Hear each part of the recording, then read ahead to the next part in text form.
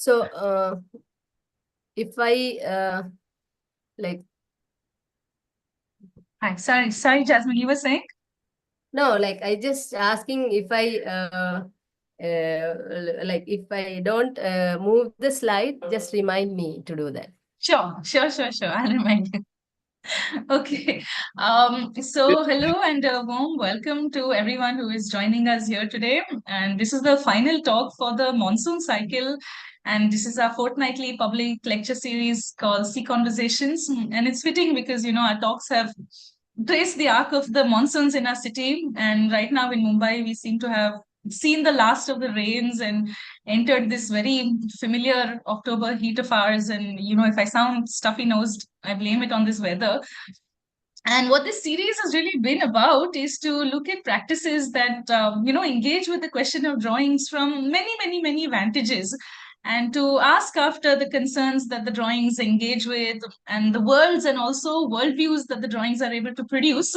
And this is in order that, we get like an expanded definition of drawing. And maybe definition is not the right word, because definition seems to pin it down. And what the series is trying to do is to give us a wider and more imaginative vocabulary to articulate our own inquiries in drawing, and also to give us new coordinates for seeing and then drawing spaces that are critical and novel and grounded and investigative altogether. The series is called Drawing Worlds, and the lecture series is also made possible thanks to the ongoing support of the Urban Center Mumbai. And while this is the last talk of this series, C City, which is the outreach program of the school, is continuously engaged in many different modes of producing and responding to a broader cultural landscape. So in December, the school will host on its premises, the opening of the Sea Pavilion, which is an experimental built form, and it's a result of a competition that was hosted by Sea in collaboration with Drux Media Collective and Invisible Dust UK. For our talk today, we have Jasmine Nilani Joseph. Jasmine is a visual artist from Jaffna in Sri Lanka. She has a degree in art and design from the University of Jaffna and has first exhibited her work as a solo artist there at the Art Circle in 2019. She has since gone on to show her work at various places, from the Museum of Modern and Contemporary Art Sri Lanka, at Gropius Bau Berlin, the Vadera Art Gallery in New Delhi, the Dhaka Art Summit in Bangladesh, the 10th Asia Pacific Triennial, among many others. I'm not listing all of them down. And she has also been an artist in residence and had an open studio exhibition at the Kochi Biennale in 2020. And she lives and works in Jaffna, and Jaffna is a city of significant historical importance in Sri Lanka, and has been at the center of the country's recent history, especially during the years of the Civil War. And the impact this has had on the lives of its inhabitants is obviously far-reaching, and it has formed the heart of Jasmine's practice and has shaped her drawing questions also in a big way. So I'm very happy to have her join us today and speak of her work, which is both personal and political, as the personal always is. So welcome, Jasmine. And I'd just like to note that the talk is being recorded and is also being streamed live on YouTube, and will be hosted there on the school's channel as well, so that it has some form of an afterlife and one that you can engage with and respond to. So you can see the other talks of the series there as well. Jasmine, I'll ask you to present your work, and then after that, we can have a discussion and take our questions afterwards. So Yeah, thanks so much, Jasmine. thank you. Good evening to you all. First of all, I would like to thank to Apurva and the entire team members of School of Environment and Architecture for choosing me one of the speakers and give this chance to talk about my work in this series of drawing worlds. In this talk, I will include these contents to go deeper into the my presentation, so you can see what other things I am going to talk about.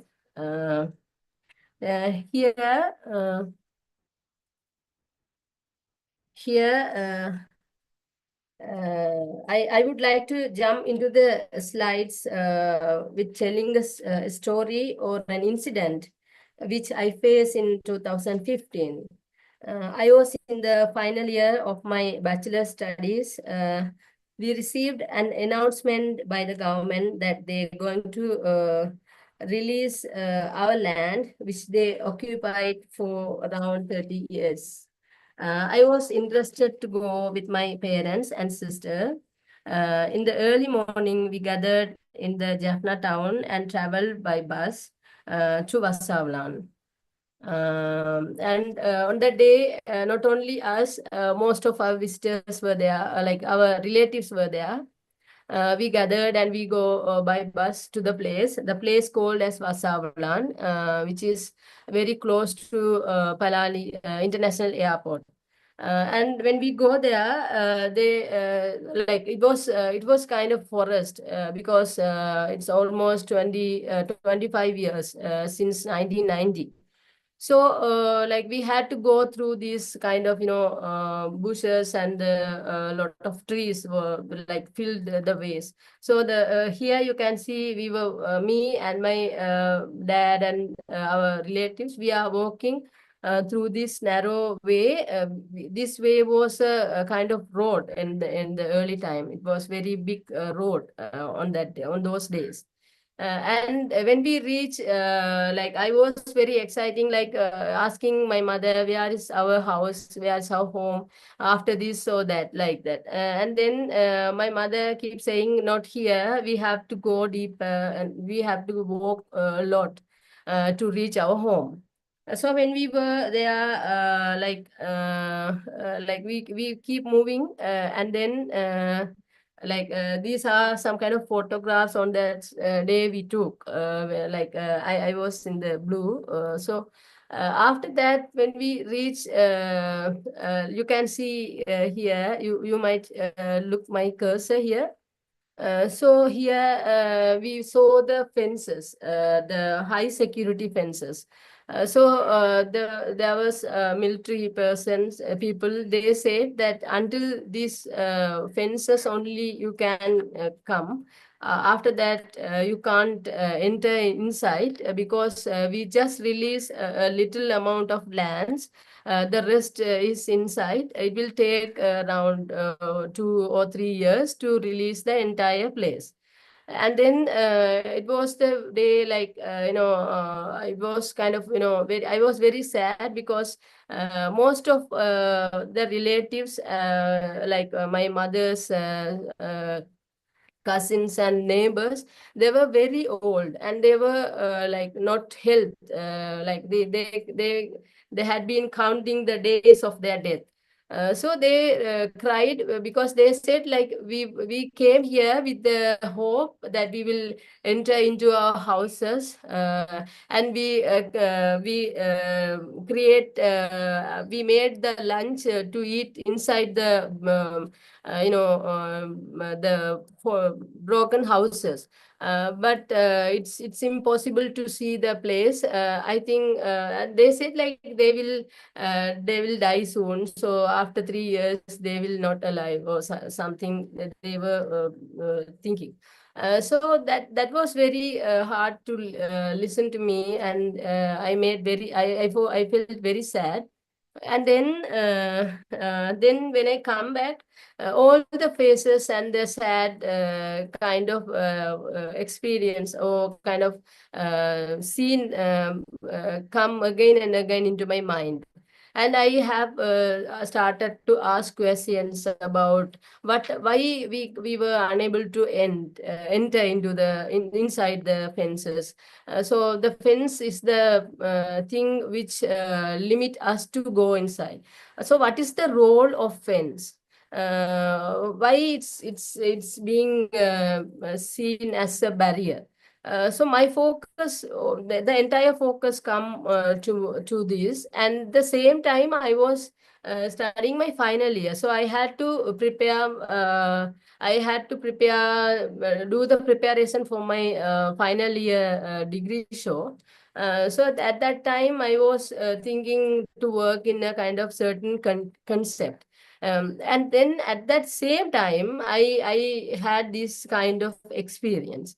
And then I decided, okay, like this is the time that I have to go back to my own history. What kind of experience I had in the childhood? What are the things I have to work on? Because the experience, like the people were helpless, and they were trying to tell all the stories to some others, but they also they don't have that much of chance to live for more years.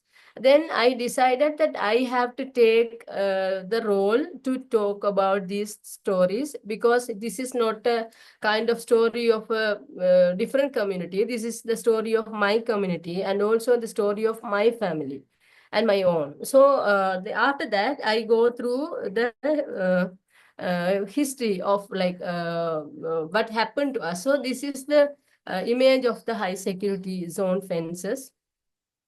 So here you can see the map of Sri Lanka. I mentioned here the two places. One is one is Vasavalan in Jaffna, and the other one is the welfare center or the refugee camp in Vaunia. So, what's the connection of these both places, and what's the connection of my own travel in my life? Like here, you can see from Vasavalan, which is in Jaffna. We used to travel. I think in from 1990 to 95. It's around 5 years. We were living in Jaffna, inside Jaffna around 5 years, and in the end, in 1995, we moved to Vaunia. So here you can see I attached the map of Basavlan here in the red. It's very close to the Jaffna International Airport, and you can see it's very kind of top border of Sri Lanka in the north side. And here in the down, you can see this is the place. Now you can see a lot of houses here. This is the image of recent days. But in the early time, it was full of forest, and we were living here. And the houses you see here, it's recently built houses. So in the early days, it was like a kind of a very long buildings, a kind of it was in a kind of setup of a refugee camp. So there were people living in very long kind of huts and settlements. Yeah. So here again, so and then I when I look at this, I wanted to do something describe about the barriers and the shelters, like where I born, and where are the places I was living. And now in 2015, when I was the final year student, I reached in a certain place which is in my university hostel. So I wanted to find out like what are in those past years, what kind of living I have, what kind of what are the kind of spaces I was lived in. So I lived in refugee camp. So around me there were kind of security fences around the refugees, because we always had a kind of secure space, because the government and many people, they keep thinking like we displaced, so any kind of problems can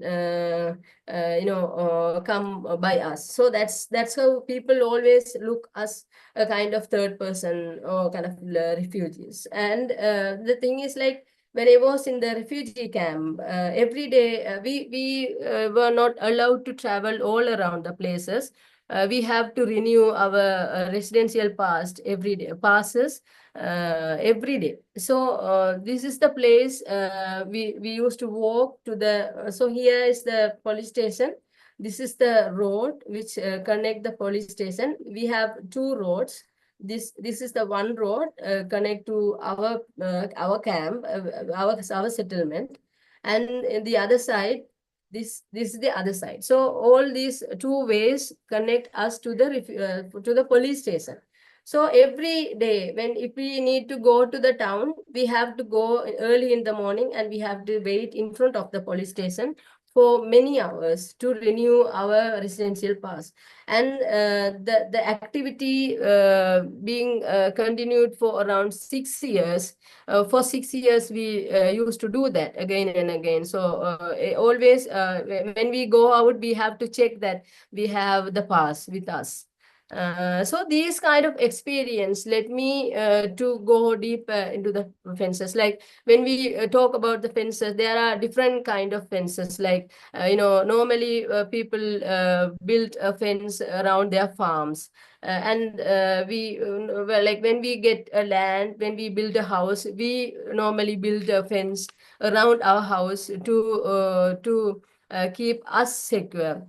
And so some the way we built and the people who built let the fence itself to look at a kind of barrier. So like so then I realized, like if a kind of if people who are dominating us, if they build a fence around us, that will become a kind of barrier to us. If we ourselves build a fence around our house, that means that we like that fence save us. So these kind of questions come to me. And also, like I used to travel by bus. Every vacation I used to travel from Jaffna to Vaunia. So every time when I travel, I used to look at the kind of moving fences. So this the footage. I go back to the place, and this is the footage of 2022, I think. So when I go back to the refugee camp, this is the main place. We used to play. This was the playground. So here you can also see a kind of secure fence of the playground. So I think, like all the things what I look led me to document, or led me to do a kind of work with the barriers.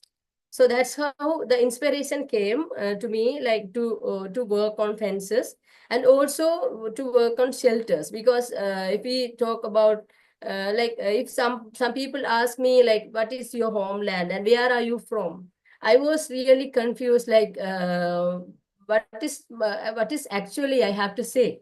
Like if it's in Vaunia or in Jaffna, because I am living in Jaffna, and my parents are living in Vaunia. But in my childhood I lived in a refugee camp. So if people ask me where are you from, I have a lot of answers to say them. I'm not from a certain one place. I am from many places.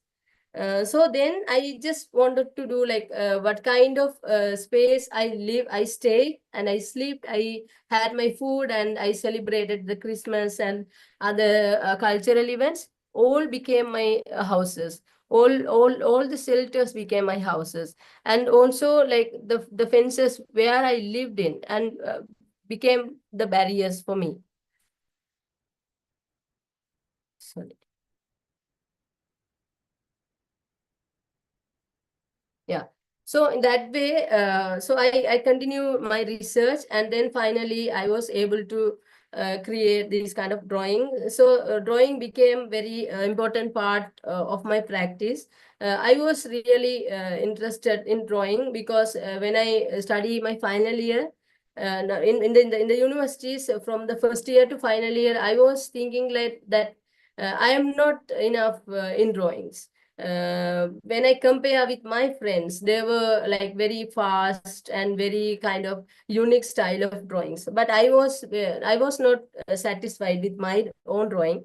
So I used to go to the university library and look at the work. So I inspired by the drawing styles of Da Vinci, his experiments with the human body, and the plants, and all the kind of the objects in the earth. So then I realized, like, Da Vinci is not only an artist, he's a kind of archivist, he's a kind of so like my teacher keeps saying, like he's a genius. When you are an artist, you also became a kind of genius. So that's how I love to look at the works of Da Vinci, and also I inspired by the drawings of Vincent van Gogh. So, but I was very sure, like, I don't want to copy them. I really wanted to study how they spend their time with their practice. And then I decided, okay, like, if I need my own, find out my own name, or like if I have to find out my own style, I have to fluent with drawings, because drawing is the base of artwork. Because like when we study in the schools, people used to keep drawing as a kind of basement to create a painting or something. So then I realized, like, when I look at the works of Da Vinci and Van Gogh, the drawing itself became a kind of artwork. So then I decided, like, drawing have a unique power. So, and I really like to keep that power in my works. That's how I love to draw everything, and I wanted to say the people, like, my main medium is drawing. That's how drawing became a tool for my own work, and also it became a tool to tell my own story, and also it became a kind of archive. So here's, you can see the 6 works I displayed, and I will go the sorry here. Uh, so this is the work I created after that experience of the visit into 2015, and this I work in 2016 in this work. So here you can see how I narrate the stories with the this kind of line. So I always I wanted to create this kind of view of the perspective in my works. Like, when we look at the landscape, it always included within the two eyes. So, and also, like, the landscape itself have multi perspectives. So when people look at the works or look at the landscape, it give different kind of experience, and it seems different to each other. So this is the kind of my perspective, how I look at the landscape. So, like, in my landscape, I don't add more kind of background or other things. Like, in my landscape, I just feel what I need from the entire landscape, and what I need to say, and what are the things I have to talk. I just feel them from the actual landscape, and I put in my own works. So here you can see, like, every each of my pieces have a unique story. It's because, like, it's not a very big story, but it's like, it may be a kind of small thing became a kind of became important role of every single word. So here you can see. So, I'm sorry, this is the first series of work, so it's not that much of clear, but in the other slides, in the recent works, you can see how kind of very minute drawings I do. So here you can see it's a kind of key buried inside the land. So there's a kind of interesting story in this work. When we so it was in 1990, suddenly we heard that we have to move out from our home, because the government wanted to occupy the land, and also they're going to change the entire land as a high security zone.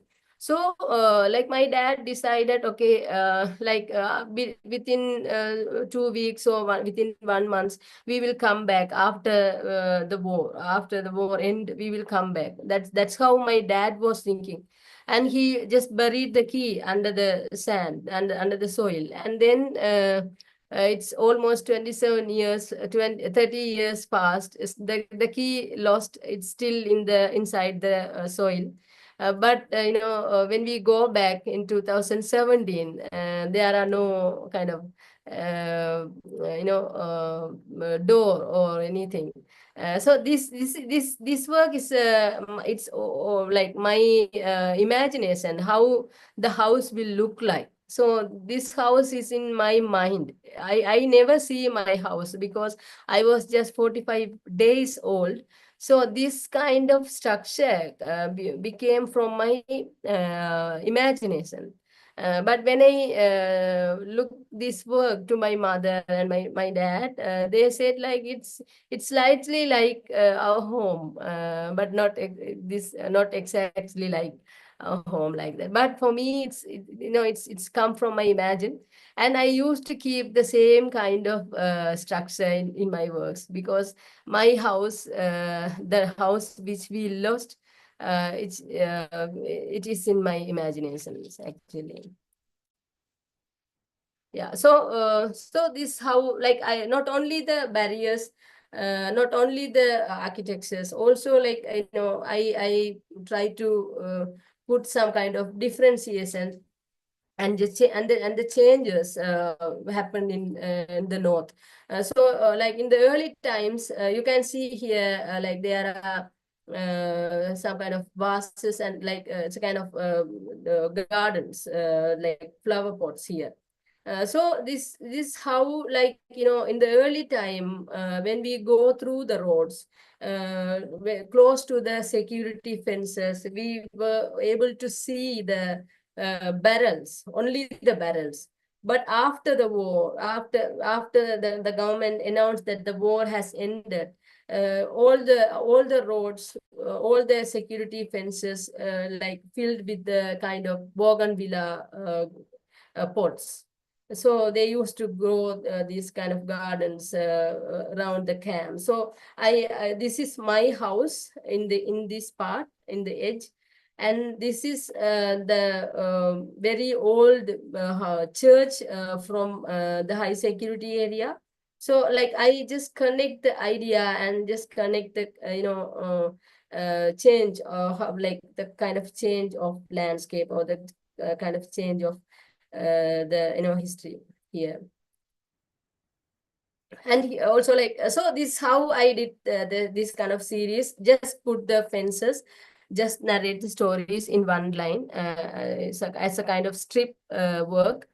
So you can see, so, and also, like, the pen, when I go through the fence, in the early time, like especially in Jaffna, the different areas identified by the structure of fences.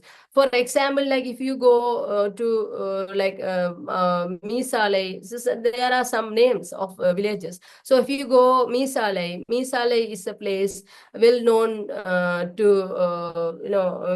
for these kind of fences.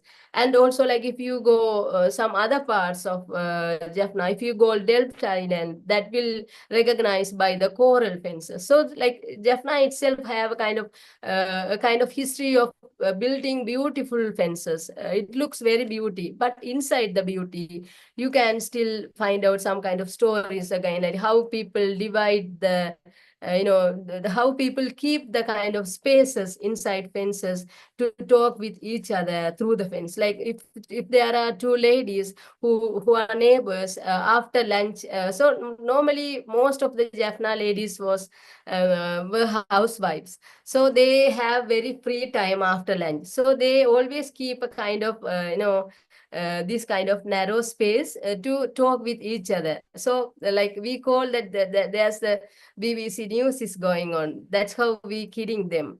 So they keep talking about all the kind of news of the entire village, and like what happened to that person, what happened to that family, what is the very trending news of this village. So I think, like, in this way, these kind of fences always connect people by its the kind of structure. And here also, like, you can see how people keep a kind of memories and identifications, keep a kind of space here. Like, so here you can see there's a kind of briefcase, a kind of suitcase, which is so here they might bury some kind of very important documents, because in Jaffna, especially the people who displace from place to place, they keep, but this is the very obvious thing to bury something inside the land, because they need to secure them. It's really hard to carry all the places, and it's not safe. So they used to bury it inside the land.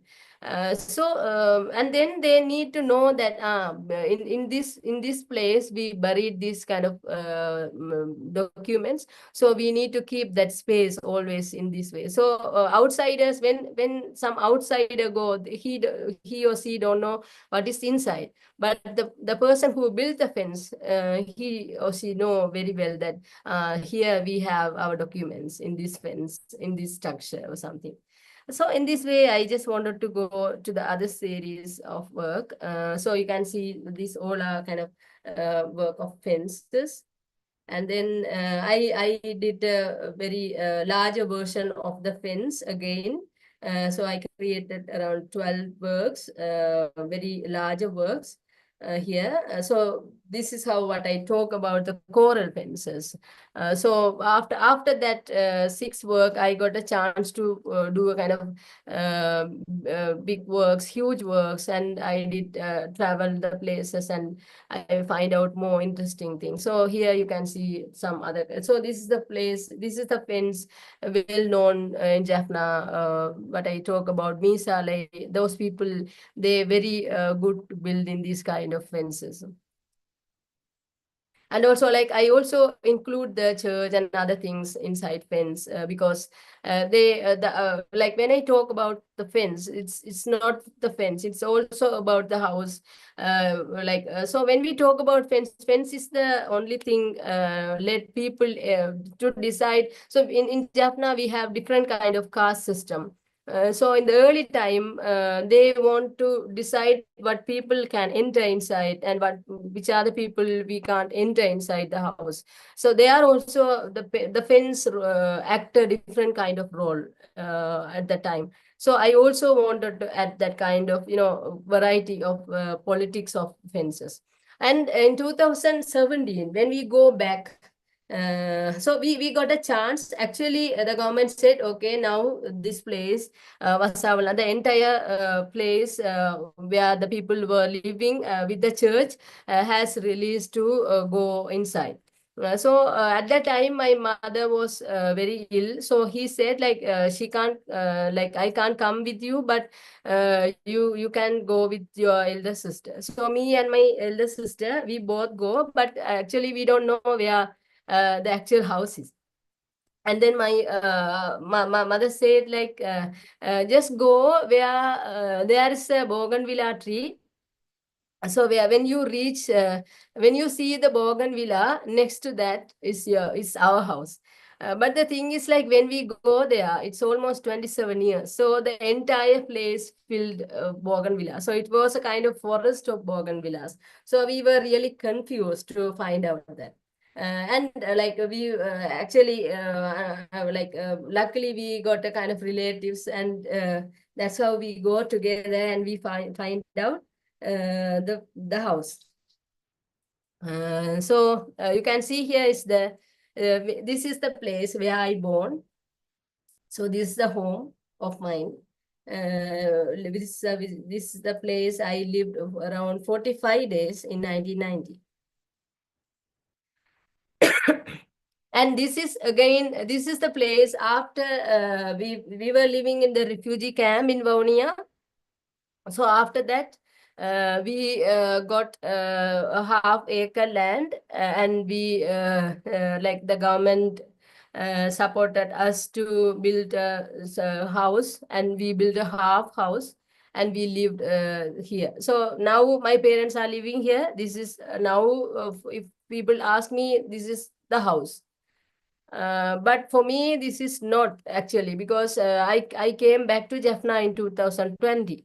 So since 2020 now, like, no, 2010. So since 2010 until now, around 14 years, I am living in Jaffna. So then how this space became my home, because I am living here for long.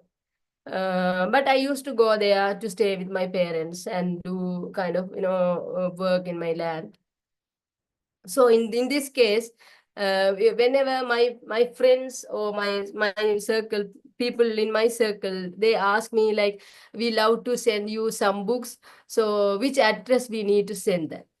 And I became very confused because here in Jaffna, I'm staying in temporary addresses, in temporary places. And in Vaunia, sometimes my parents will not there. They will come to the town and they will return in the next day. So sometimes, and they will go in the very late evening. So the postman will go, and he might think that there are no people in the house. So in this case, the kind of confused became like to find out like address of residence. So I have questions like, which is my address to give? So in this work, you can see the kind of confusion to finding out my own address. So here you can see the kind of detail of the drawing, like how. So I also include the kind of problems or the issues have going on, like how people are struggling to get in Vavuniya, where my parents are there. So here, like we have a lot of problems of water, getting water, and so the government like in the early time, this place was a very huge forest, and the government changed the forest as a kind of living space. So because of that, we are struggling with very poisonous snakes. I remember like all these years, I might seen so many snakes very close to my to me when we walk in the very early time, when we walk every day, we might meet new like very big Burma snakes. So and also like when they change the landscape as a living space, they keep take the all the soil for kind of land business, kind of business to build to sell that they keep selling the soil to some other people because it's a kind of very unique soil. So that's how it became a kind of very low basement. So the houses getting cracks. My house also getting cracks nowadays, and the neighbor's house also getting cracks. So I just add like how kind of how the displacement, how kind of moving places to place give a lot of struggles to us. And here again, so here also like not only me, my siblings, my sisters, they also living in rented spaces. So this is a kind of rent place which my sister was living in 2018. So I also like include all the like, it's not about my own history, it's about the kind of it's not my about own memory, it's about the communal memory sometimes. It's about my sisters, about my neighbors. So and also like some places, some buildings, after 2 or 3 years, they just demolish the entire building, and they some people build a new building. In that case, my artwork always keep that kind of building in my work. So this how I say, I used to say that I'm a kind of archivist, because I archived places, I archived the landscape, which keep changing again and again.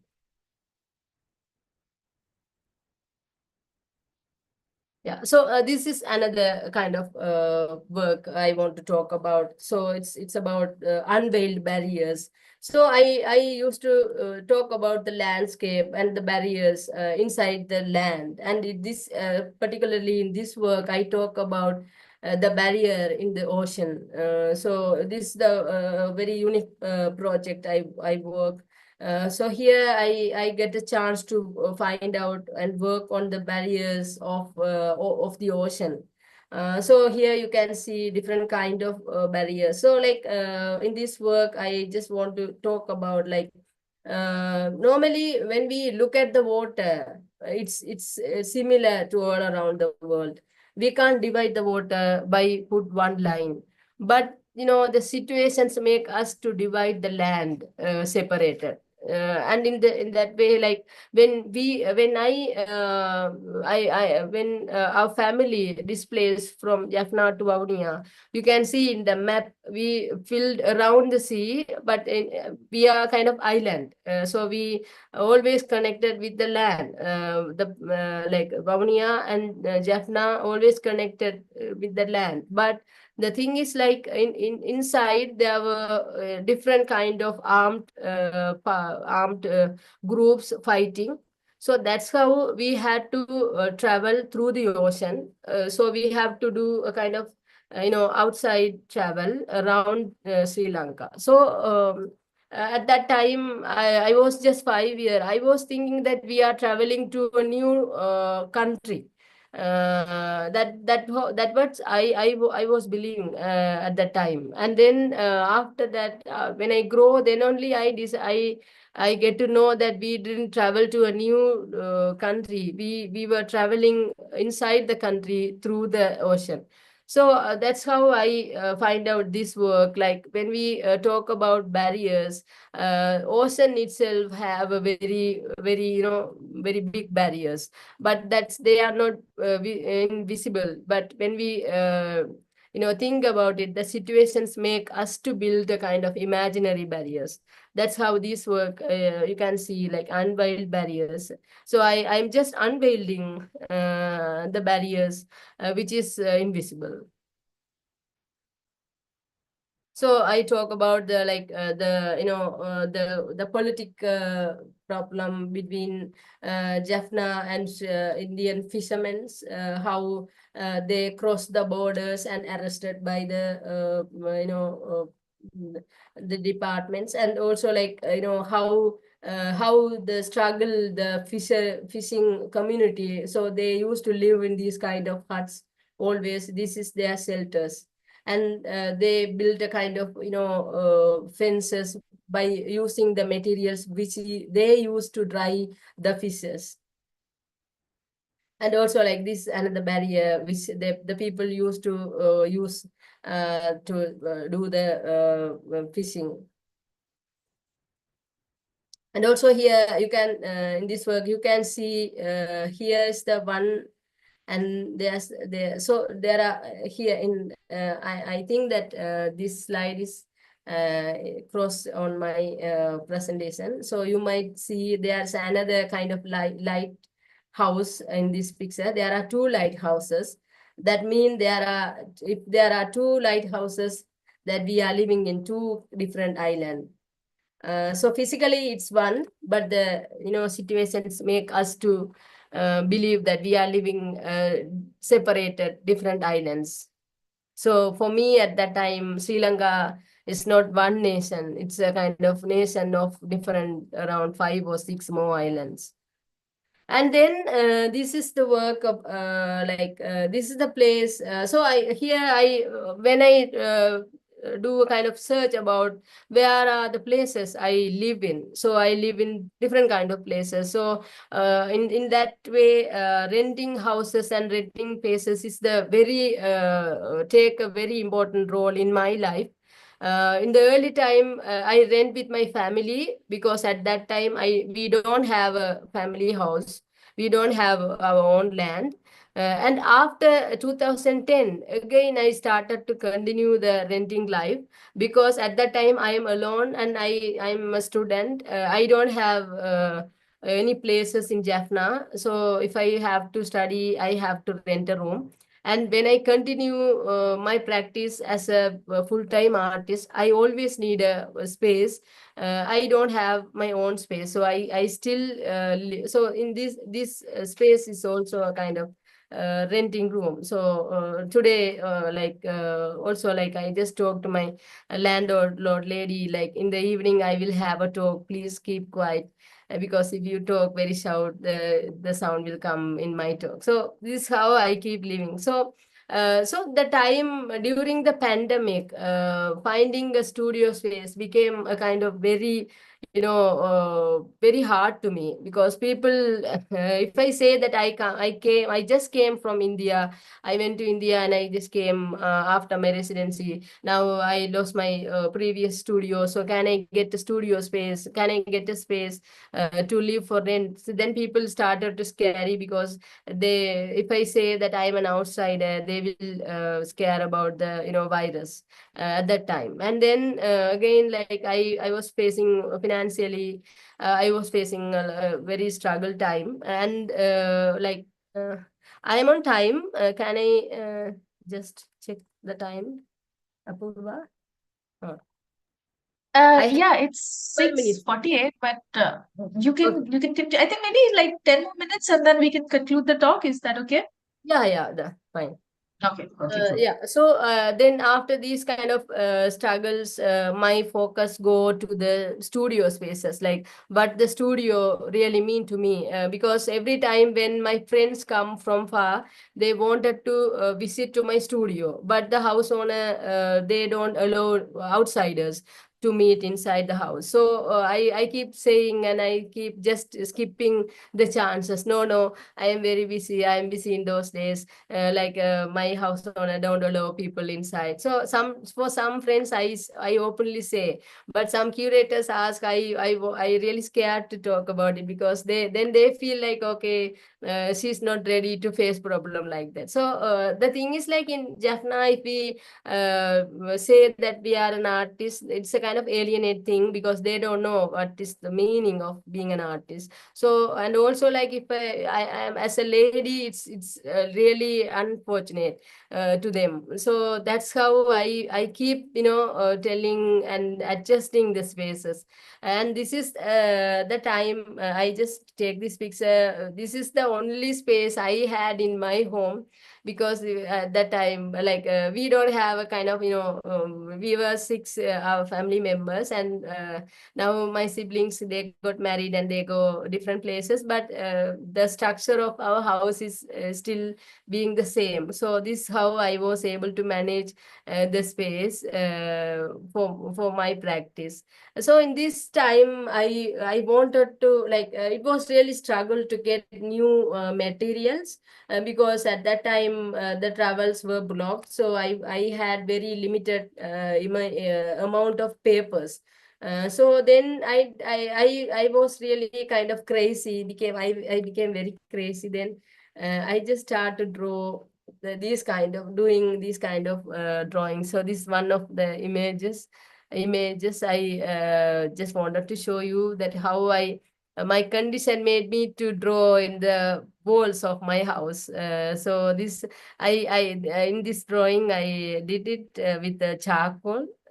So you can see so after some days, a person, he came to work in the land to do some kind of cutting tree or something, and they keep asking my dad, like, what is this, what other kind of drawing is this? And then my dad said, like, this is now turned as a kind of sketchbook. My daughter is drawing on these walls, like that.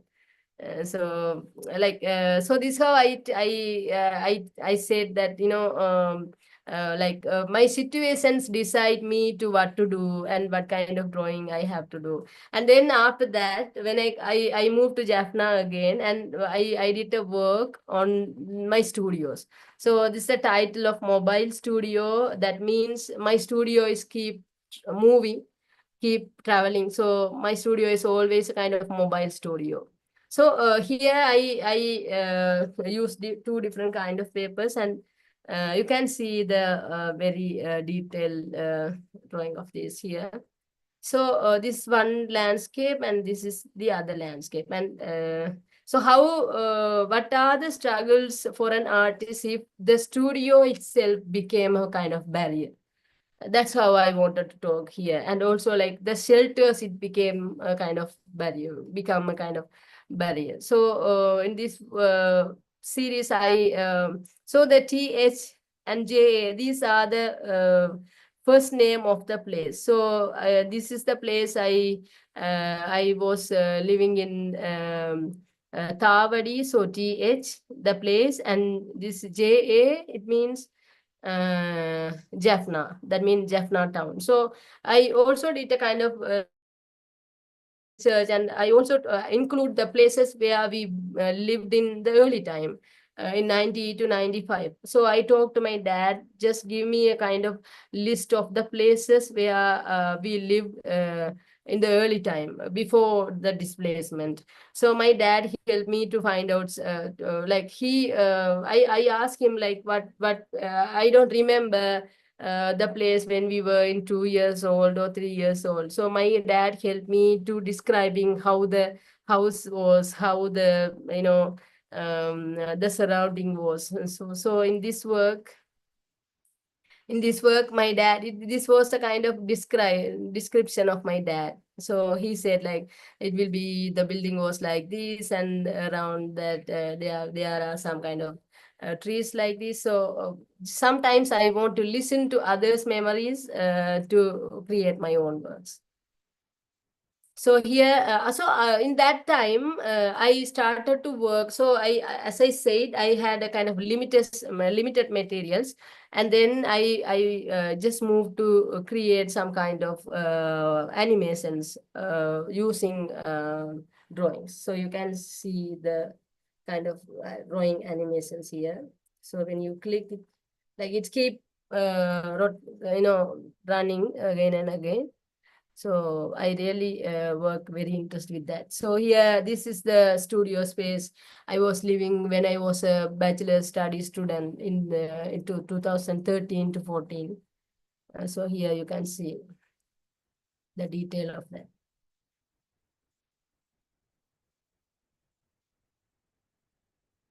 Yeah, so in this case, this is the like almost the work I made in the 2022. It's so like after 2017, I used to visit to the place where I born in Vasavlan.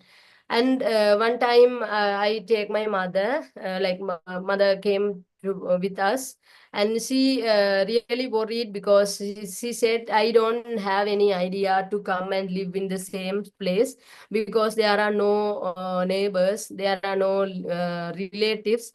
So now I am the one who born here and grow up, but now I don't have that kind of feeling that this is my village. So this village is a kind of new place to me. So she was missing her own neighbors and own relatives. So then I just wanted to work on that. Like so in this work you can see the entire landscape, 360 landscape. I just did in one line. So you can see the length of this work is around 14 meters. It's very minute work, and I just display in this way because when you walk around the work, you can feel that you are walking around the village. So I just like to show you the details of that. So it's very huge work. So you can see. I just wanted to add some very similar kind of numbers of images here. So this is the detail of the one piece from here. So one piece is around 1 into 3 feet, and I made 15 pieces here. So this is a kind of resettlement or temporary hut of people who are facing displaced. And this is the this is the very huge church we built at that time. My parents get married in this church, but at that time it was keeping renovating. So I just wanted to add. So and then this the I think like the last into 2023's work. So when I go back to the memories, when I go back to talk about the barriers and shelters, especially in my entire lifestyle, I made this work. So there you can see different lines. One line from Jaffna to Vaunia, and the other line from Vaunia to Jaffna. So how I like see how I reflect the things I have seen, I have lived in the 3 decades.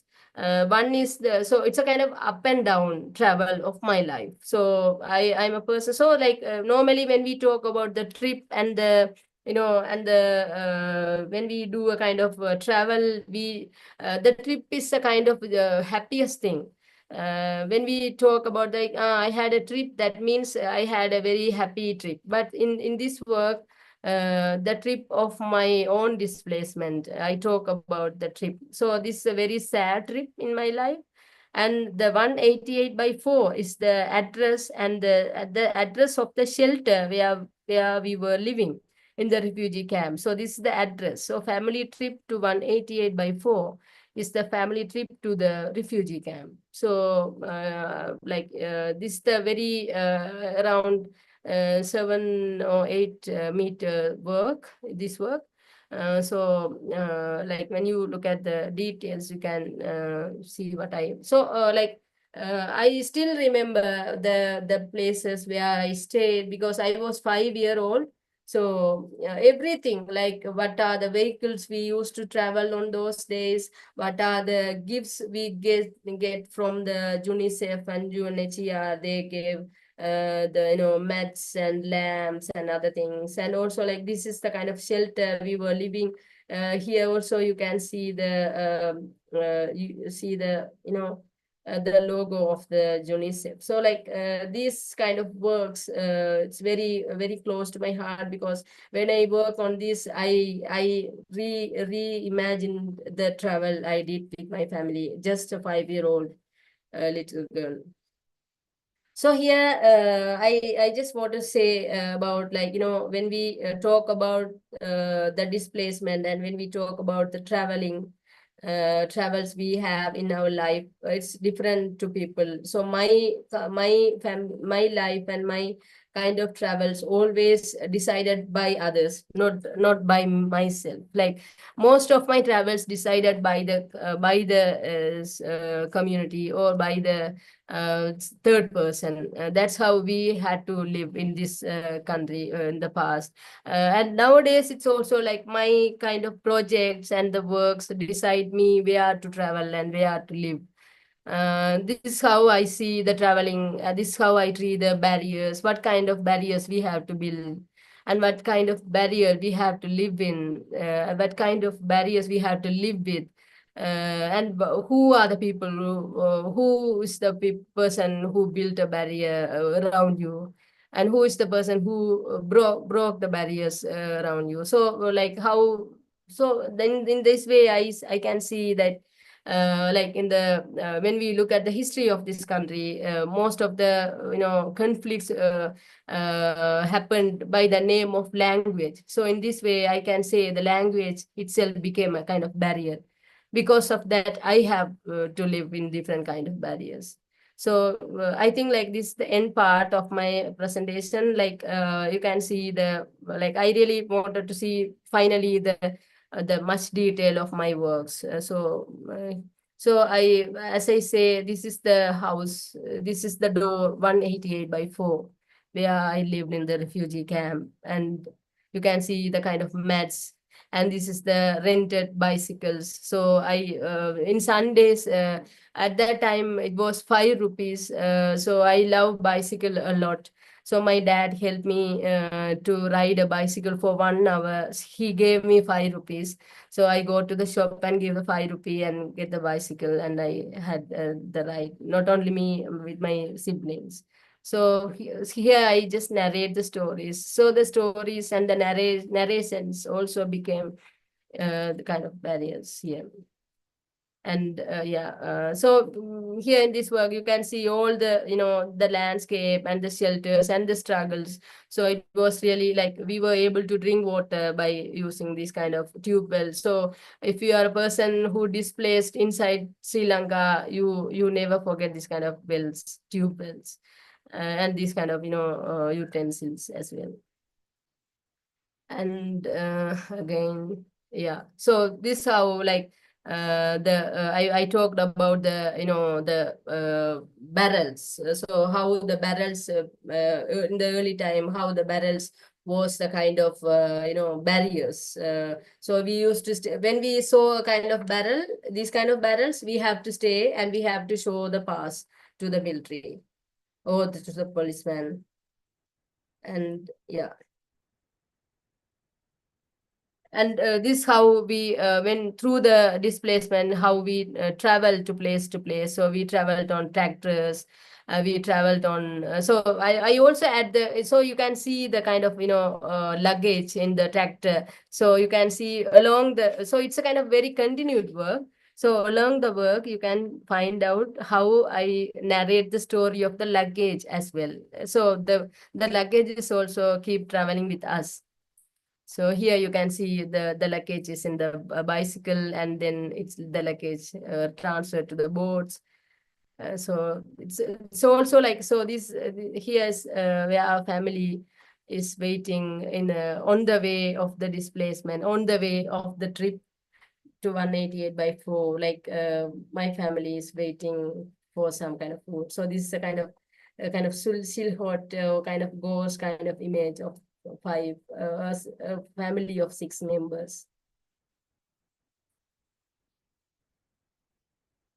And also like, so the temporary huts, the temporary huts, and also the temple, the church became the kind of shelter. So we so wherever we travel, we used to stay around 2 or 3 days in the churches as well. So church became a kind of house for us for 1 week or for three days or something. So it's also became a kind of, so it's a kind of, you can see like two kind of barriers. One is a kind of friendly barriers of neighbors, friendly barriers of some kind of very close communities, and also a kind of dominating barriers of military or something.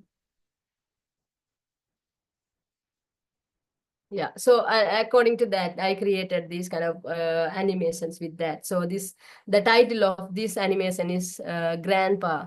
So you can see my grandpa is sleeping and me sleeping in the cradle.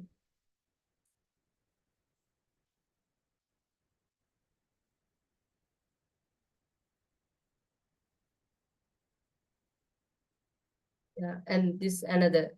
So the Big March, the title of this work is Big March. So so you can see the kind of the tires of the bicycle is also rotating. So when you look at the details, you can understand that. So like how so for me, the drawings is not a kind of still images. They are always moving, not only in the animation. My own, so like I also get that kind of comments from the people. When you look at your drawings, it seems like moving images. That's right, because our life is also not a kind of still life. Our life is also a kind of moving image. We meet new people, we travel new places, we keep moving every day from one step to another. So I just wanted to say that everything is moving in this world. It may be a kind of our sorrows and our sadness and our happiness, it's also moving. Nothing is permanent here. So I just wanted to say in that kind of concept, that's how I created these works. Yeah, so after the animations, like sorry.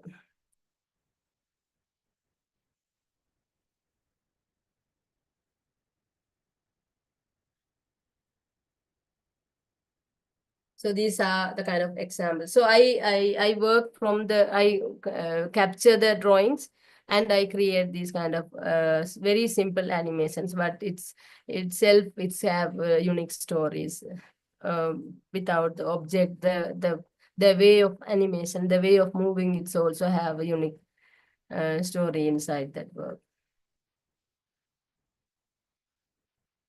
Yeah, and also this is a kind of new kind of work, like how I change, or how I compare with different kind of backgrounds. So this that kind of work I recently in the 2023 I created, like when we think about our life, like through back my experience, I used to I used to play with the crossword puzzles in the refugee camp. So when we add that into our life itself also a kind of crosswords. So we have to find out the correct answer. When the numbers, here you can see the numbers are hide. So when the numbers are being hidden, we can't fill the crosswords until we find out the correct numbers. So our life is also like that. We have losses, we have chances, we will get chances. The same time we lost something, we miss something, we live in distances. So that's how I create this works. So like our life is like exactly like the clueless crosswords, because when you lost the clue, it's really hard to fulfill your life. This is the situation of the, especially the 90s kids in Sri Lanka, because most of the 90s kids in the north, their life is like this. They keep finding answers of many questions. So that's how I created this work. This is a kind of experiment. Drawing itself became a kind of tool to experiment with new material sets also, like with the animations, installations like that. So I just wanted to end up in my talk in this slides, and I'm happy to like talk more when you ask some kind of questions to me. Like, yeah, thank you. Thanks. Jasmine, thank you so much for, sharing your work over here. I mean, we've thought of having you as a part of this series, not just because of the very obvious connection to, certain kinds of architectural representation strategies that your work has, but specifically because the work is able to hold so much more than what one, typically reads when build form is drawn like this. And also because your methods of drawing are woven into these explorations rather than becoming default ways for thinking of and drawing space. And that is actually where I kind of wanted to start. It's that the questions in your work are so specific and they're so lucid, and they're so intimately tied to the questions of space. So of what sites and buildings and terrains provide us in terms of belonging, and also what that loss can give you in terms of a method of seeing. So your work has always been, you've spoken about your work in terms of these feelings of loss and displacement and barriers and these losses of the space of the home, and the neighborhood. So but the ways of seeing that that get set up in your drawing have this register of distance, because historically the orthographic drawing systems where you have the plans and the elevations suggest this sense of being at a common continuous distance of what is being observed and what is being mapped at all times. And which again you speak of, like visiting something that is familiar but also from behind the fences. So maybe that necessitates a certain kind of a detachment, or maybe the elevations also speak of mapping methods that are used by institutions as surveys or as making land maps and land use maps. But I wanted to ask, how do you bring about a way of seeing into this method of drawing that is able to speak of and hold a certain kind of an intimacy? Like, how do you resolve both, which is like the highly personal nature of the drawings and what this landscape has come to mean to you, along with this very measured mapping method of orthographic projections? Yeah, so when I talk about this in my presentation, also I talked about it a little bit. Like wherever I go, I am a person always look out from the window. I think that might be the main reason of the kind of seeing. Like wherever I travel in the bus, so I don't look at the people. I always look out of the window. So when you look out the window, you can see every window, every movement of the bus is a kind of image of every frames. So that's how I see the kind of landscape. That's how the idea of drawing the fences also came. And like Yeah. every scene, when I look them one by one, each and every pieces have its unique story inside. Then my questions, like, and I am a person always ask questions about the things what I look at. So that's how when the kind of question, the kind of idea, what is this? What is the story behind this scene, and also the way of looking became in a one point. And I think like there's the kind of idea of drawing this became so like for example, like if I look at a very old building on the road, I just look at and what are the things they have written. What is the name of? So in Jaffna, there's a kind of unique unique history writing the name of the house, though they might be a lady name or kind of name of a man or something. So then I just see, okay, where is the house is, where is located, and what's the size of the house, what's the paint and all other. I just noticed that. And then the thing is like I have a lot of memories in Jaffna until my age of 5. Me and my dad traveled around Jaffna. So my dad used to let me to sit in front of the bicycle in the handlebar, and he ride and he nicely sing songs. That was the my childhood, like until 1995. So after the displacement, we lost that kind of small picnics inside Jaffna. So for me, Jaffna is that. Jaffna is the place where me and my dad, traveled around. So so I know very well that my dad knows every places. At that time, I was very little, but I have very small kind of memories. Then I asked dad, like, where is the place you used to take me to cut my hair on those days? Where's the place you give me that kind of candy? So I just discuss about my with my dad, and he said, okay, that now. And then the next day, when I remind that, then the next day I will go and take the bus and go to the place and check the place is still there or not. So this kind of conversation with me and my dad became very very interesting. I it's a kind of hobby to me. So find out the place where you missed for many years and go again and look how it look like. So it's a kind of this is the kind of connection between the people and the living space or living histories. And I think like that's how the idea came to look at the place and locate the place and doing the mapping of the buildings or something like that. Yeah. Yeah, it actually absolutely works, like it And it, also it like speaks to this. yeah. Sorry. Yeah, for example, like but that's how I noticed in the works of Van Gogh. He used to draw the kind of the landscape of his own background. And one day I was looking the kind of documentary.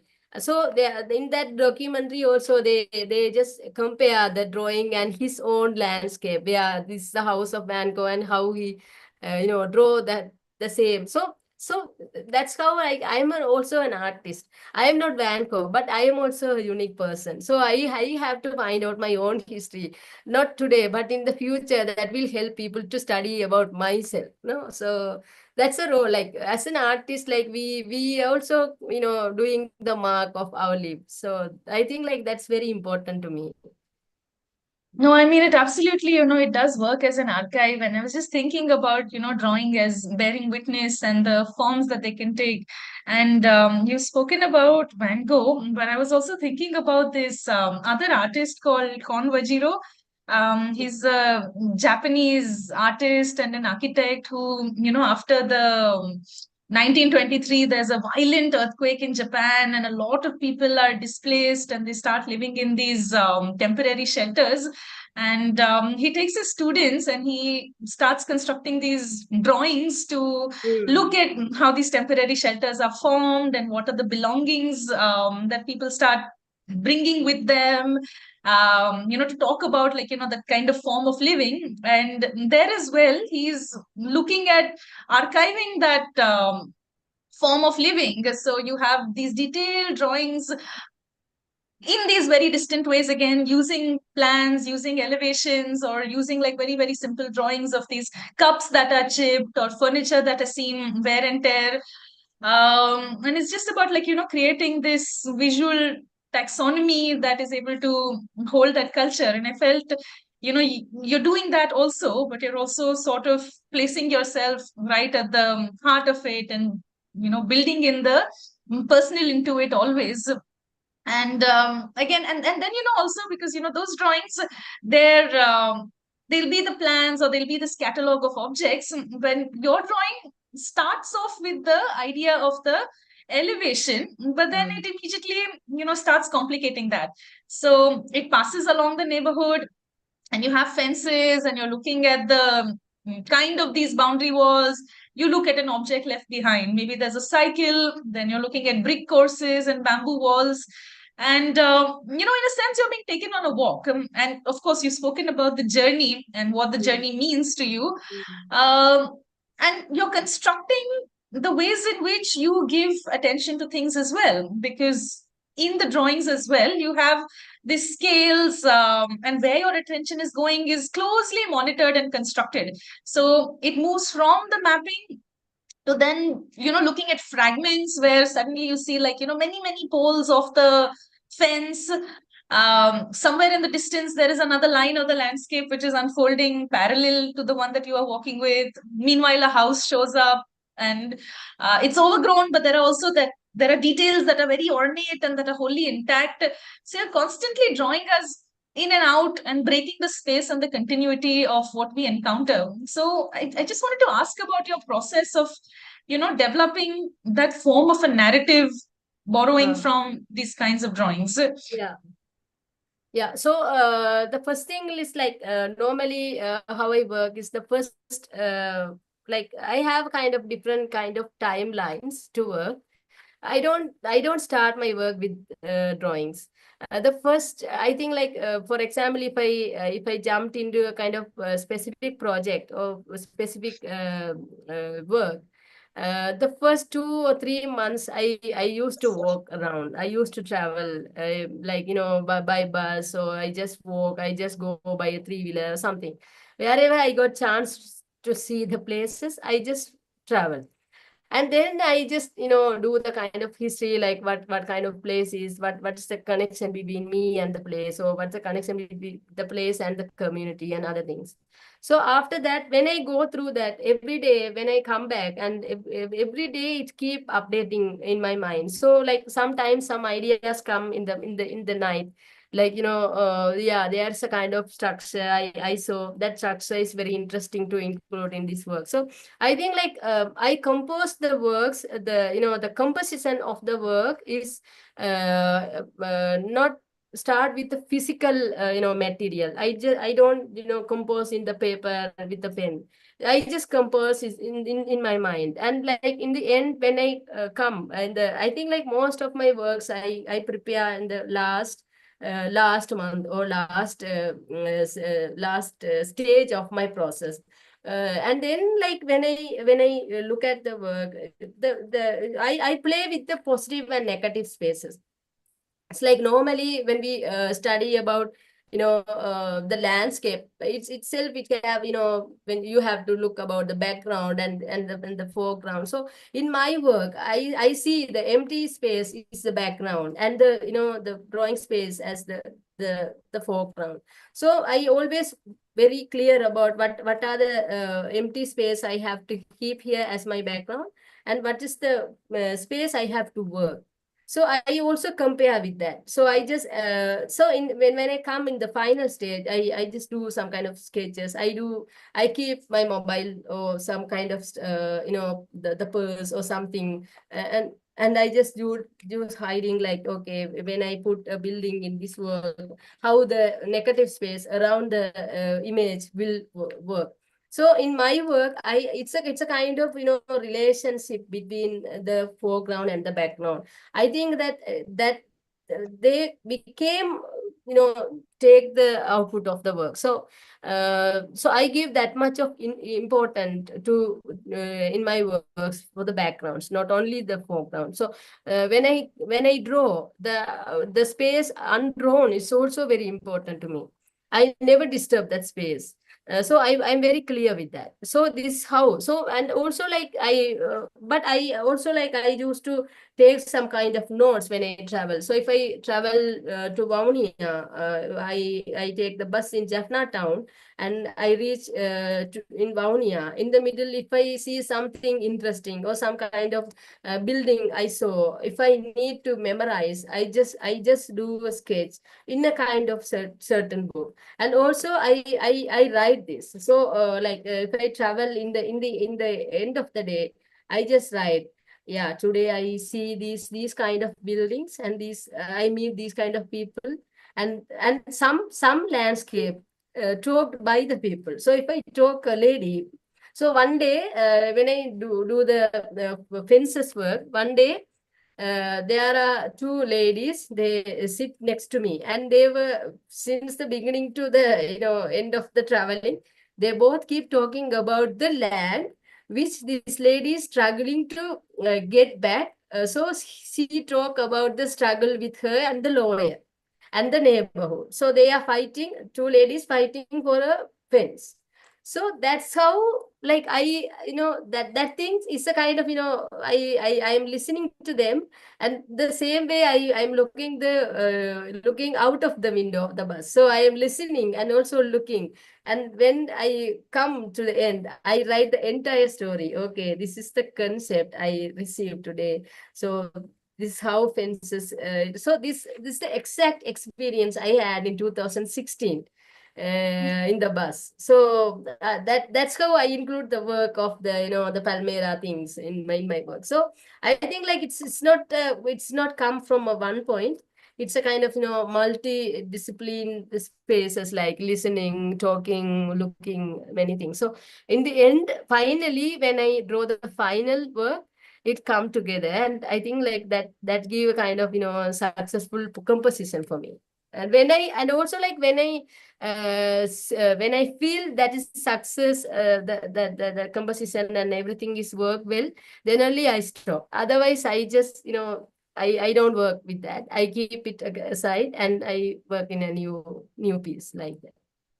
Yeah, I think it's kind of like, really interesting because you're talking about this process of the drawing just growing, and how you're able to hold conversations that you heard or something, and it feels like, it's almost working with how you might remember a space. And this was part of when you spoke about when your father told you about, or in case anyone, when they're talking about remembering how you go to a space, it's never these very straightforward instructions. It's usually like, oh, go there, and then you see that tree, and then you take a right from that tree, and then you come across this other shop, and then underneath that shop something something. So the ways in which the drawing grows, it it's actually testifying to how you ought to follow the drawing, because it suggests this objectivity, but what it's actually doing is allowing for all of these many layers of hijacks of the subconscious, of many acts of memories and listening to fall into it. So I think I really enjoyed that about the work. And another thing is, because you've been talking about the idea of, we just spoke about the walk, and you've been talking about this movement that is there and present in the drawings. It's also, brought me back to you drawing on the walls of your house, or some of your, larger works that have been 14 meters long and exhibited in the space. It's thinking about the space that your drawings often occupy. It's almost as if, you're moving with the drawing when you read it. You turn the corner with it, you're walking with it, and now with the animations, you're inviting this, tripping over some of the details. It's the wall is slipping and the surfaces are slipping, and all of these things are happening. So, the spatial, the way in which the drawing gets constructed for you, it's inviting this bodily engagement almost. And that is how drawing essentially works as well. You trace something through your movements. Drawings are very much about an embodied practice, and you're taking the viewer along. So is the spatial reconstruction of the material that makes the drawing part of the ways in which you always imagine the drawing gets inhabited? Like, are you working as responses to the sites that might hold the work as well? Sorry, can So I don't. I'm thinking that, like, do the works then, become responsive to the sites that hold the work? So a 14-meter Yeah, long drawing, if you're making something that large, are you considering the ways in which someone might walk along it? yeah. And is that Yeah. something that in the Yeah, work I also? always like whenever I create a work, I also think the person who will look the work feel. For example, like as an artist, I think like these are the experience I had, and these are the things I had inside me when I create the work, and also when I think about the people who look at the work, they like I just try my best to narrate the kind of feelings to them also. Like for example, the work, the 14 meters work, I decided like that because how kind of experience, like normally the people, not all the people get the same experience like me. Like I have a kind of certain experience about lost my like my mother lost her neighbors, and I lost my own village in a certain period, and I go back and look around, I walk around, and what I feel. So that same feel, I just and I like when we translate a kind of experience into a different medium like drawing, it never give the same experience. But as an artist, we just try to give the kind of experience, or we give the kind of essence to the people who look at the work. So like, so then I decided like if I break them one pieces, like one piece and other piece, then if people come and look by standing, they feel kind of freezed inside the frames.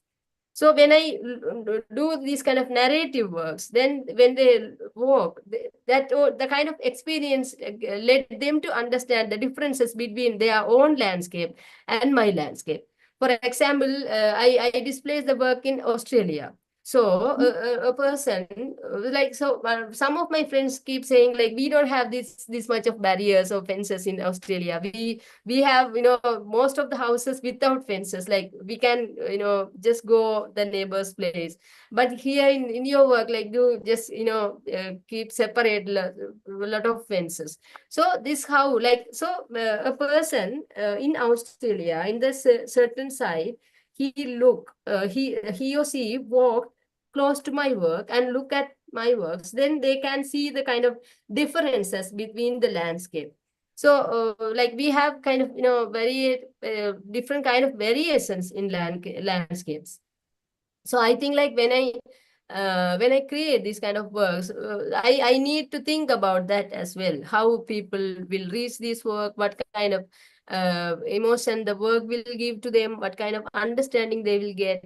So that's how I decided. So like the size and the the way of display is also really important to me to narrate or convey the story through my works to the viewer. So that's how so that's very, so the site is very important to me. There are both like different kind of sites. One side is the side I do my research, and the other side is my studio. So when one like art historian recently came to my studio, and she really wondered like, did you made this the the very 14 meters work in this little space? How did you made the drawings? So that's how she asked. So like just imagine, I look a very large landscape, and I come into my studio. It's very limited space. I can put one piece of work, and again I transfer it to another. So it's take its own role. The site and spaces take their own role by take part into my work. So she asked me like, it's very continued, so how you connect the edges, it's very hard. Then I did the kind of demo. I show her like, this how I keep the works one by one. So I can keep three works in my room. So I keep the previous work and the other works and the current work. So there are three works, and then I do the connect the edges like that. So she really, she didn't believe that, it's really unbelievable. You create in this very limit. So it's very small room actually. I think like it's the site is also take a very important role in my works and how I narrate the story and how I express my thoughts to others like that. Okay, thanks, Jasmine. I also felt that what is very important is that the nature of your work and the nature of your questions, it often brings you to go up to a space or a house, and ask very simple questions of it makes you think about, like, very simple questions that you can ask of a space. So who is living here now, or who lived here before, and in a space that is marked by these movements and churns of inhabitation, the answer is usually a story of unseen inhabitants or a lack of inhabitants. And while the work is about a collected story and the history of the region, the unseen somehow, like, remains the unseen. So the narrative is making its presence felt through how you're making the space itself. So I wanted to ask, how you work that out. Like, you're pulling out stories from a space and working with the idea of a presence rather than through explicitly showing from descriptions and experiences. And there is so much of description and experience in your work. You have the collected stories of everyone that you meet, your own experiences, those of your family. And I think it is everything to do with how spaces hold narratives themselves. But while life is unseen over here, it is felt and experienced. And I wanted to know a little bit more about your process of choosing and seeing the site as history. And I'm sorry Yeah. if you've answered this question Yeah. before. Yeah. So the thing is like, so when I have some kind of experience, like when I work on a certain concept or certain piece, like I choose what are the things I have to add, what are the stories I have. So I just try my best to show, like mostly like in my works, like I don't put the any kind of violence or kind of history of violence or something directly, but indirectly I just try to show this all kind of this the change of the landscape, the change of the building, the change of the the lifestyle start from a kind of violence. So I don't put it directly, but indirectly, when so I am very clear how what are the things I have to talk, and what are the things I have to talk to, like if a third person come, so it's the third person maybe come from my own community who also have kind of experience like what I have, and also the third person may be a kind of person who don't have the same experience. So I have to so there are two kind of people will see my work. So I have to be very honest to both of them. So to the one, I have to say that these are the things I have experienced, and these are the things we have experienced, and I am just trying to show a new story or new concept to a person. The same time, a person who come from a from a kind of community who affected with these kind of experience, I have to satisfy the person that okay, my story is also here, I also have the same. So he need, so like a person come from own community, he will come to find out, is there any story related to my story? So in that way I have to satisfy him, and the other hand, I have to show what we really experience to the other person. So when where the two people meet in one point, there will be a kind of peace, there will be a kind of new understanding. So I always think like my works have to be a kind of piece of art to let people to make peace, or to make people not to fight again. So by drawing this, I just try to say, don't fight to find out the barrier. Don't fight for barriers. Because of the fight, because of the finding the identity or finding separation, I had this kind of dark childhood history. So every time when I work, I am very clear to do that. The same time when I work, I have to choose, like, so as an artist, I need to work with my work. Like, my work have to be artistically, it have to be very, interesting. Then only, like, if a person come who don't know about art, who don't know about how to taste the art piece, he have to anyhow, he or she have to fascinated by the work. That's the main thinking of all the artists. Like, if I'm an artist, I always wanted people have to see my work. So where I have to be very clear what minutely I have to work, what kind of artistic style I have to use. So in that way I think about that. What kind of material, what kind of pen I have to use, what how I have to draw in this piece, how I have to, like, it have to. So when a person come and look at the work, he have to understand, this is the bicycle. This is the bicycle of rented bicycle by this 5-year-old. So it's a kid's bicycle. So there have to be differentiation. So in this case, I think about the material, I think about the objects, what I'm going to use, and how I going to narrate them. So if I have to, in which place, in which which side I have to put the bicycle, and which side it have to go. It's like, if I put the bicycle in the other way, then every art piece have a kind of narration to look at the work, so it will break. So I have to think in that way also. Like, if you walk through the work, you can't, I can't let you to disturb by the pieces. So you have your eyes have to move one by one. So I can't stop that.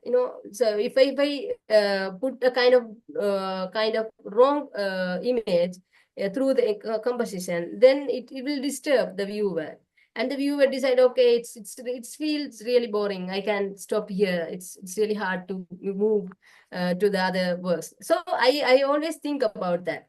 As an artist, when I create my these kind of drawings, I think about all these kind of techniques. The technique is very important in my work, because my work is totally about the lines, how I use the lines, how I do the details of the. So, for example, in that work, you can see the mats.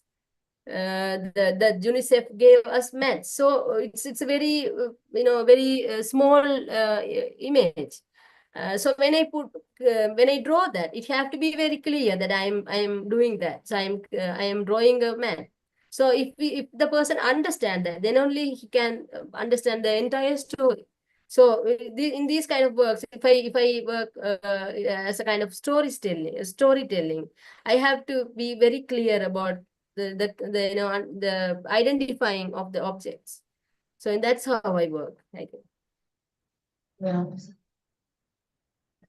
Jasmine, I just have, like, one more question for you. I was just thinking about how there is this constant, you've spoken about movement a lot, and, there's that restlessness of that end, like constant journeying back and forth. And I feel like it's also about a search of sorts. You've spoken about having stayed in homes that have not permanently belonged to you and your family, of being on the lookout yourself for a house and a studio space of your own in Jaffna. And the need may not necessarily come from, like a desire to call something your own through a propertied idea of space, but just simply through, how certain kinds of impermanences, especially those impermanences that come about from political exigencies like displacements due to conflict or due to climate based calamities, all of those set up how much you can claim or extend into a space. And I feel like that search and of being constantly on the lookout has led to a kind of attention that you give to the spaces that you are drawing. So they are extremely detailed. There's a softness to the thatch buildings. There's a vulnerability in the landscape. Even though you're dealing with these anxieties and this restlessness and placelessness, the drawings are generous and they're considered and they're careful. And so could you speak a little bit about this form of attention? Like, how do you bring it into the sites, and what is the process of, like, giving something attention? from the which you side. launch into the drawing. Yeah, yeah. So the thing is like I most in my works I keep talking about the shelters and the studio space especially. I just want to tell you a story. I think the story will connect what your answer. So in 2019 we had the Easter bomb attack at that time in 2019 April. So at that time, I was in a rent house, and actually, as an artist, I don't have a kind of certificate or kind of identity card that I'm an artist working here or something. So if in those kind of situations, if anyone come to check you, check the people who are renting places, the first thing they need a kind of ID. Like for example, if I am working in a media, I will have a kind of card that I am working in this media. That's how I am renting here. Or if I'm a lecturer, I will tell them like I'm working in the university or something. So I'm an artist. Normally, like for a local people and the people who come from the security department from the government, they don't know what is mean like what is mean by artist. So at that time, actually, I know that I will also have to face a lot of problems if someone come to check up. Then they will, so in actually in my I'm a Christian actually. I don't think I have to say that's how it may be a positive thing to me at that time. Actually, I have to leave the studio and I have to go home at that time. My house owner said don't stay here because it's not safe to him, because all the people who are staying temporary or renting, they are returning, so you also have to go your home. But the thing is like my most of my drawings are here in my studio, so if I go home I have to carry the drawings, and those Yeah. drawings I draw a lot of churches. So at that time it was like, my parents and other people like, you have all the drawings of churches. So how will you carry the works from the railway station? Like everywhere there are checkups. So what I did was like because my portfolio is very long. So if I carry, it will be visible. They will definitely come and check what is this. If they find out the maps of the church, then it will be a very big, why are you drawing the churches like that? So they don't understand what I am doing. So at that time, I just hide all the good work inside papers, and I fill the file with the papers without drawings. And I was as I mentioned in the railway station, they called me, and what is inside? They asked. I said there are drawings, and then they don't ask what are you doing. Then if I say that these are drawings, and then I had a sketchbook, and they look at my sketches, and they are also like building another. Then they ask me, "Are you an architect?" And I said yes. I don't say I'm an artist. I said yes, I'm an architect. Then they okay. If you are an architect, then you will be have the drawings of building. So then they let me to go. So like every time, sorry, every time when I travel or when I stay in a place, I have to be ready for the questions asked by these kind of certain situations come. I have to be ready to face. For example, like if I mostly if I want to talk about the politic things, like I love to work in different kind of materials, not only in the drawings. I also just wanted to to create very large, huge size of installations. But the thing is, like every time when I send the works, each works is being checked in the customs. So if I send a work, the work have to be understand by the customs officers. So they will check each and every work, and then only they will accept to send the work to India. So it's like so in that case, like artist, not only me, most of my friends also always have to limit their ideas and the concept according to that. So like I can't talk all of the things. I have to talk certain things. I have to skip certain things because of the insecurity.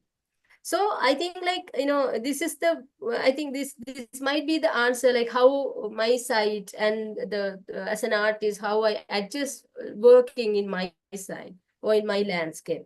So I keep saying, like, I love to create very big work, but when I send a big huge work through the customs, then the attentions will go there. Why is this much huge? What is the material? What is this? So if I send in papers, that's we save, like, there are papers and there are some drawings, that's it. So I think, like, and also, like, in Jaffna, like, people, they always don't like a person come and stay for rent with huge materials. Like, I faced that in 2017 when I go to a place. There was a very old grandpa, the house owner. So before a day, I asked him to go there, and I asked him to rent a room, and he said 5,000, like, 1,500 is enough. And then, hello, hello,